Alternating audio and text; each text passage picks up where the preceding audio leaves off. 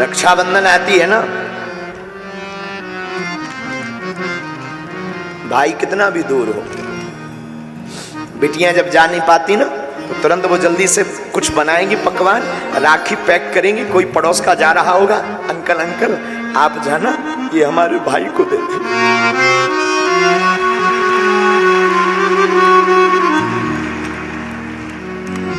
वरना सोनी कलाई रहेगी। रात को पिता हारा थका आवे, कई बार हमने आजमाया है, बेटा नहीं उठता है, आगे तो आ जाने दो, दरवाजा तक नहीं खोलता है। पर कभी तुम अनुभव करना, यहां पर जितने भी पुरुष बैठे हैं तुम अनुभव करना, बेटा नहीं उठेगा और बेटी तुरंत चहचहाती हुई के बाहर खेलेगी, पापा भोजन करेंगे, पापा भूखे तो नहीं हो, पापा खाना खाया, पापा मैं बना दूं। एक घड़ी बेटी की मां नहीं उठेगी आलस के कारण, लेकिन बिटिया तुरंत कहेगी पापा मैं बना दूं। ये जज्बा सिर्फ हमारी भारत की बेटियों में है, ये भारत की बेटियों में है। बेटियों को, बेटियां जिनके घर पे होती हैं, ऐसे लोग जो श्राप मानते हैं ना, मेरी प्रार्थना है बेटियां श्राप नहीं ईश्वर का वरदान है। बेटियां श्राप नहीं है, परमात्मा का दिया हुआ वरदान। तुम्हारे घर में जितनी बेटियां हो समझना ईश्वर ने तुम्हें उतना वरदान दिया है। बेटियां बोझ नहीं है, बेटियां अपना भाग्य खुद लेकर के पैदा होती है। पुत्र के भाग्य को तो कई बार बारह ही पुत्र पिता के धर्म शास्त्रोक्त नीति से समझा रहे। कई बार पुत्र का भाग्य तो पिता के धर्म से बढ़ता, लेकिन बेटियां खुद भाग्य लेकर के पैदा होती हैं। इसलिए हम प्रार्थना करेंगे, अशोक नगर की इस कथा ने ये इतिहास बनाया है मेरे साधुओं, कि बेटियां बेटों से कम नहीं है।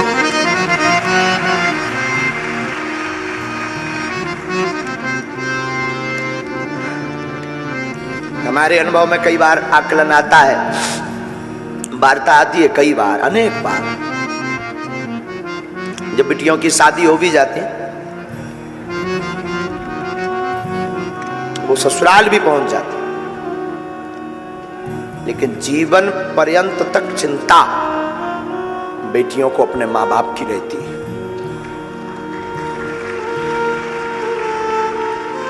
हमने अपनी मां को बहुत नजदीक से आकलन करते हैं हम अपनी मां को।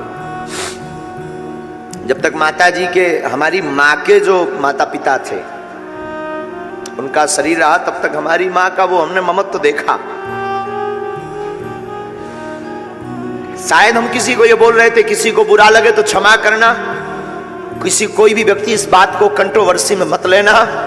मेरे साधुओं, काश भारत में बेटियों को मां बाप की सेवा करने का अगर हक होता तो आज भारत में एक भी वृद्धाश्रम नहीं होता।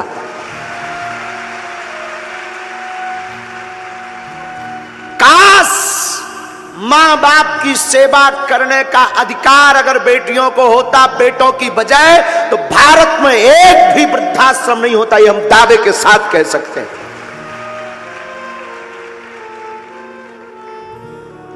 लेकिन वो तो ठीक है, बेटों के अधिकार में है, ठीक है, फिर भी बेटियां, आज भी अनेक ऐसी बेटियां हैं, पुत्र निकम्मा हो जाता, पुत्र त्याग देता, बेटियां नहीं।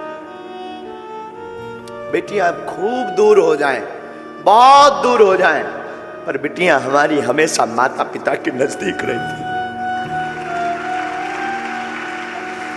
कोई ऐसा पिता होगा भारत का या संसार का जिसकी बिटिया का विवाह हो उसका दिल ना टूटे।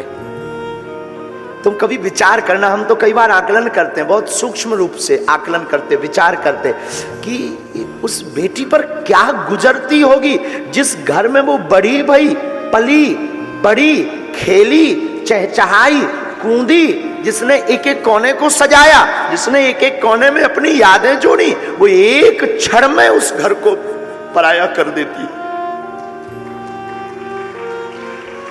कितना बड़ा हृदय नहीं होता है। बेटियां कितने बड़े दिल की नहीं होती हैं।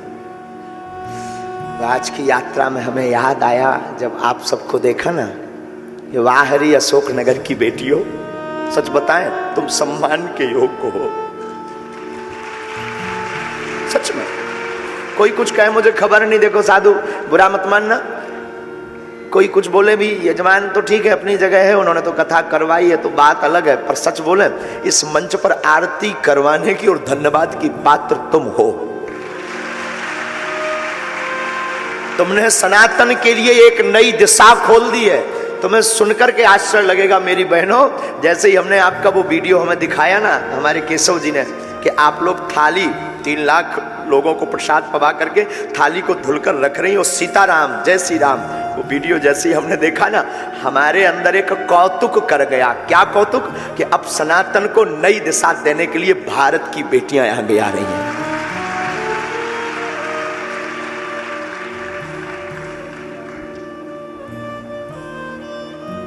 सच बोले मेरी बहनों, तुमने मुझे खरीद लिया। आज की कथा का तो मतलब आज की कथा का तो मन ही नहीं है कि कथा करे, तुमने खरीद लिया बेटियों, मेरी बहनों खरीद लिया। क्या नई दिशा तुमने शुरू कर दी कि क्या केवल बेटे ही सनातनी हो सकते, बेटियां नहीं? क्या अद्भुत बात आपने शुरू कर दी है। बेटी जिसके घर पर होती है, याद रखना मेरे भारत के